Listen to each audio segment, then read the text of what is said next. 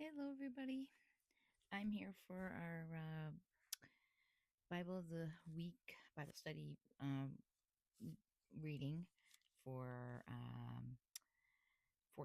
Matthew 14. This one, this um, chapter was very short, and it was about all the miracles that he did. So I didn't have much to really, to dive. I like to dive into places and meanings and things like that. And there wasn't a lot to, it was pretty straightforward again. So this is where we're hitting right now with Matthew 14. So I'm going to just read it and we will start, we will do that. So let's get into it. Herod's opinion of Jesus. At that time, Herod the Tetrarch heard of the reputation of Jesus and said to his servants, "This man is John the Baptist. He has been raised from the dead, and that is why his mighty powers are at work in him." So they thought that Jesus was John the Baptist, you know, reincarnated, basically. I wanted to find out what a tetrarch was, and it's the governor of the fourth part of a province. So that's what that means. The death of John the Baptist. Now Herod had arrested John, bound him, and put him in prison on account of Herodias, the wife of his brother Philip. For John had said to him, "It is not lawful for you to have her." Although he wanted to kill him, he feared the people, for they regarded him as a prophet. But at a birthday celebration for Herod, the daughter of Herodias performed a dance before the guests, and delighted Herod so much that he swore to give her whatever she might ask for. Prompted by her mother, she said, "Give me here on a platter the head of John the Baptist." The king was distressed, but because of his oaths and the guests who were present, he ordered that it be given, and he had John beheaded in the prison. His head was brought in on a platter and given to the girl, who took it to her mother. His disciples came and took away the corpse and buried him, and they went and told Jesus. The return of the 12 and the feeding of the 5,000. And, in that particular verse, so, she was so threatened by him and what he was saying that was her way of getting rid of him. The return of the 12 and the feeding of the 5,000. When Jesus heard of it, he withdrew in a boat to a deserted place by himself. The crowds heard of this and followed him on foot from their towns. When he disembarked and saw the vast crowd, his heart was moved with pity for them, and he cured their sick.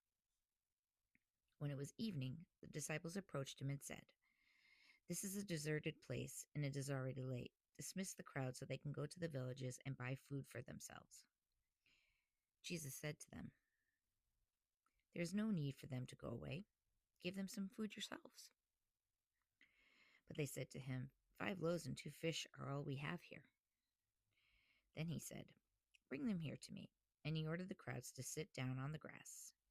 Taking the 5 loaves and the 2 fish, and looking up on heaven, he said the blessing, broke the loaves, and gave them to the disciples, who in turn gave them to the crowds. They all ate and were satisfied, and they picked up the fragments left over, 12 wicker baskets full. Those who ate were about 5,000 men, not counting women and children. Again, pretty straightforward, miracle. The walking on the water. Then he made the disciples get into the boat and precede him to the other side, while he dismissed the crowds. After doing so, he went up on the mountain by himself to pray. When it was evening, he was there alone. Meanwhile, the boat, already a few miles there offshore, were being tossed around by the waves, for the wind was against it. During the 4th watch of the night, he came toward them, walking on the sea.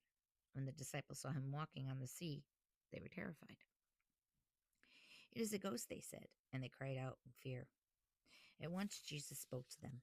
"Take courage. It is I. Do not be afraid." Peter said to him in reply, "Lord, if it is you, command me to walk to you on the water." He said, "Come." Peter got out of the boat and began to walk on the water toward Jesus. But when he saw how strong the wind was, he became frightened and beginning to sink. He cried out, "Lord, save me."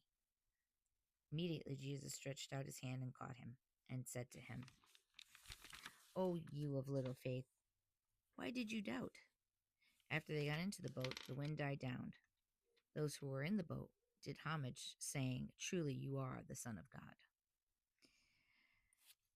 The healings of Gennesaret. Gennesaret was on the western shore of the Sea of Galilee, which after I will take a picture so you can see approximately where it was located. The healings of Gennesaret. After making the promise, they came to the land of Gennesaret. When the man of the place recognized him, they sent word to all surrounding country. People brought to him all those who were sick and begged him that they might touch only the tassel on his cloak. And as many touched, it was healed.